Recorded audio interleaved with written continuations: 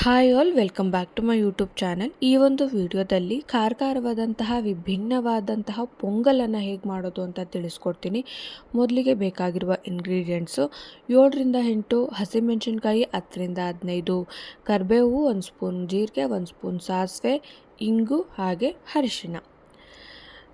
ಜೊತೆಗೆ ಕೊತ್ತಂಬರಿ ಸೊಪ್ಪು 1 ಹಿಡಿ ಆಗುವಷ್ಟು ಸಣ್ಣದಾಗಿ ಕಟ್ ಮಾಡ್ಕೋಬೇಕು. ಕಾಯಿ ತುರಿ 1/2 ಕಪ್ಪು, ಹಾಗೆಯೇ ಮೆಣಸು 1ರಿಂದ 2 ಸ್ಪೂನ್ ಮೆಣಸು ಕುಟ್ಟಿ ಪುಡಿ ಮಾಡಿ ಇಟ್ಕೊಂಡಿರೋ ಅಂಥದ್ದು. ಚಟ್ನಿಗೆ ಹಸಿಮೆಣಸಿನ್ಕಾಯಿ, ಕರಿಬೇವು, ಕೊತ್ತಂಬರಿ, ಕಾಯಿ ತುರಿ, ಹುಣಸೆಹಣ್ಣು, ಶುಂಠಿ ಹಾಗೆ ಹುರ್ಗಡ್ಲೆ. ಮೊದಲಿಗೆ ಅಕ್ಕಿ ಮತ್ತು ಹೆಸರು ಬೇಳೆಯನ್ನು ಸಪ್ರೇಟು ಕೂಗಿಸ್ಕೊಳ್ತಾ ಇರೋವಂಥದ್ದು. ಸ್ಮಾಲ್ ಸೈಜ್ ಗ್ಲಾಸಲ್ಲಿ ಕಾಫಿ ಕುಡಿತೀವಲ್ಲ ಆ ಗ್ಲಾಸಲ್ಲಿ 4 ಗ್ಲಾಸು ಅಕ್ಕಿಗೆ 3 ಗ್ಲಾಸು ಹೆಸರು ಬೇಳೆ ಆ ಪ್ರಮಾಣದಲ್ಲಿ ತೊಗೊಂಡಿರೋವಂಥದ್ದು. ಸಪ್ರೇಟು ನೀರಿನಲ್ಲಿ ವಾಶ್ ಮಾಡಿ ಬೇರೆ ಬೇರೆ ಕುಕ್ಕರಲ್ಲಿ ನೀರನ್ನು ಹಾಕಿ ಮುಳುಗುವಷ್ಟು ನೀರು ಹಾಕ್ಬಿಟ್ಟು ಕೂಗಿಸ್ಕೋಬೇಕು. ಅಕ್ಕಿಯನ್ನು 2 ವಿಷಲು, ಹೆಸರು ಬೇಳೆಯನ್ನು 2ರಿಂದ 3 ವಿಷಲು ಕೂಗಿಸ್ಕೊಳ್ತಾ ಇರೋವಂಥದ್ದು. ತುಂಬ ಮೆತ್ತಗಾಗಬಾರ್ದು ಬೇಳೆ, ಹಾಗೆಯೇ ತುಂಬ ಬೇಯಲ್ವಲ್ಲ ಆ ಥರನೂ ಇರಬಾರ್ದು. ನೋಡಿ, ಈ ಒಂದು ರಿಕ್ವೈರ್ಮೆಂಟಲ್ಲಿ ಇರೋವಂಥದ್ದು. ಆ ಒಂದು ಹೆಸರು ಬೇಳೆ ಕೂಗಿಸ್ಕೊಂಡಿರುವಂತಹ ಕುಕ್ಕರ್ಗೆ ಕೂಗಿಸ್ಕೊಂಡಿರುವಂತಹ ರೈಸನ್ನು ಹಾಕ್ಕೊಳ್ತಾ ಇರೋವಂಥದ್ದು. ಈ ಥರ ರೈಸನ್ನು ಹಾಕಿ ಸ್ವಲ್ಪ ಹುಡಿ ಮಾಡ್ಕೋಬೇಕು. ತುಂಬ ಜಾಸ್ತಿ ನೀರನ್ನು ಹಾಕಿ ಅಕ್ಕಿನ ಕೂಗಿಸ್ಕೊಂಡಿರಬಾರ್ದು, ಯಾಕೆಂದರೆ ಮೆತ್ತ ಆದರೆ ಚೆನ್ನಾಗಿರೋದಿಲ್ಲ. ಸ್ವಲ್ಪ ಹುಡಿಯಾಗಿದ್ದರೆ ನೀವು ಯಾವುದೇ ರೈಸ್ ಐಟಮ್ಸು, ಯಾವುದೇ ಬ್ರೇಕ್ಫಾಸ್ಟ್ ಐಟಮ್ಸು ಚೆನ್ನಾಗಿರುತ್ತೆ. ಇಲ್ಲ ಅಂತಂದರೆ ಮೆತ್ತ ಇದ್ದರೆ ಚಿತ್ರಾನ್ನ, ಪುಳಿಯೋಗರೆ, ಪೊಂಗಲು ಅದೆಲ್ಲ ಅಷ್ಟು ಚೆನ್ನಾಗಿರೋದಿಲ್ಲ. ಸ್ವಲ್ಪ ಹುಡಿಯಾಗಿದ್ದರೆ ತಿನ್ನೋಕ್ಕೂ ಚೆನ್ನಾಗಿರುತ್ತೆ.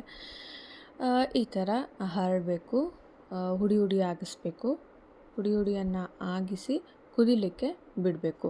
ನೀವು ಈ ಥರ ವಿಭಿನ್ನವಾಗಿ ಪೊಂಗಲನ್ನು ಮಾಡಿದ್ರೆ ತಿನ್ನೋದಕ್ಕಂತೂ ತುಂಬ ಚೆನ್ನಾಗಿರುತ್ತೆ. ನಾರ್ಮಲಿ ಒಟ್ಟಿಗೆ ಕೂಗಿಸ್ಕೊಂಡು ಮಾಡೋದಕ್ಕಿಂತ ಈ ಥರ ಮಾಡ್ಬೋದು. ನಂತರ ಒಂದು ಕುದಿ ಬಂದಮೇಲೆ ರುಚಿಗೆ ತಕ್ಕಷ್ಟು ಉಪ್ಪನ್ನು, ಕಲ್ಲುಪ್ಪನ್ನು ಹಾಕುವಂಥದ್ದು. ಹಾಕಿ ನೀರೇನಾದರೂ ಸ್ವಲ್ಪ ಜಾಸ್ತಿ ಬೇಕಿದ್ದರೆ ಹಾಕ್ಕೋಬೋದು. ಯಾಕೆ ಅಂತಂದರೆ ಪೊಂಗಲ್ಲು ಪ್ರಿಪೇರ್ ಆದಮೇಲೆ ಸ್ವಲ್ಪ ಹೊತ್ತಾದ ತಕ್ಷಣ ಗಟ್ಟಿಯಾಗಿಬಿಡುತ್ತೆ. ಬಟ್ ಪೊಂಗಲ್ಲು ತೆಳುಗಿದ್ರೇ ತಿನ್ನೋದಕ್ಕೆ ಸಖತ್ತಾಗಿರುತ್ತೆ. ಅದಕ್ಕೋಸ್ಕರ ನೀರನ್ನು ಸ್ವಲ್ಪ ಜಾಸ್ತಿನೇ ಹಾಕ್ಕೊಳ್ತಾ ಇದ್ದೀನಿ.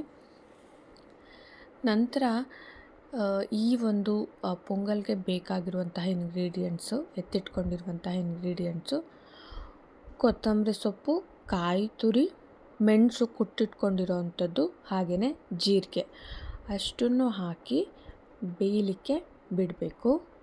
ಅಷ್ಟರದ್ದು ಏನಿದೆ ಸ್ವಾದ, ಅದರದ್ದು ಏನು ರುಚಿ ಇರುತ್ತೆ ಜೀರಿಗೆದು, ಮೆಣಸದು, ಅದು ಹೊಂದ್ಕೊಳ್ಳೋಕ್ಕೆ ಈ ಒಂದು ಹೆಸರು ಬೇಳೆಗೆ, ರೈಸ್ಗೆ, ಈ ಒಂದು ಪೊಂಗಲ್ಗೆ ಹೊಂದ್ಕೊಳ್ಳೋವರೆಗೂ ಕುದಿಲಿಕ್ಕೆ ಬಿಡಬೇಕು. ನಂತರ 1-2 ಕುದಿ ಬಂದಾದಮೇಲೆ ಅರಿಶಿಣ ಪೌಡರು, ಅಂದರೆ 1 ಸ್ಪೂನ್ ಅರಿಶಿಣ ಪೌಡರು ಸಾಕು.